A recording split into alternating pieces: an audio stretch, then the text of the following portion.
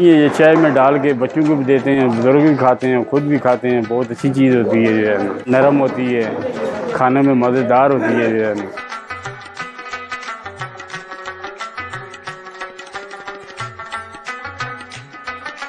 ये बाकरखानी सर हर बंदा लेके जाता है, यहाँ से मशहूर है बलोडी मार्केट की।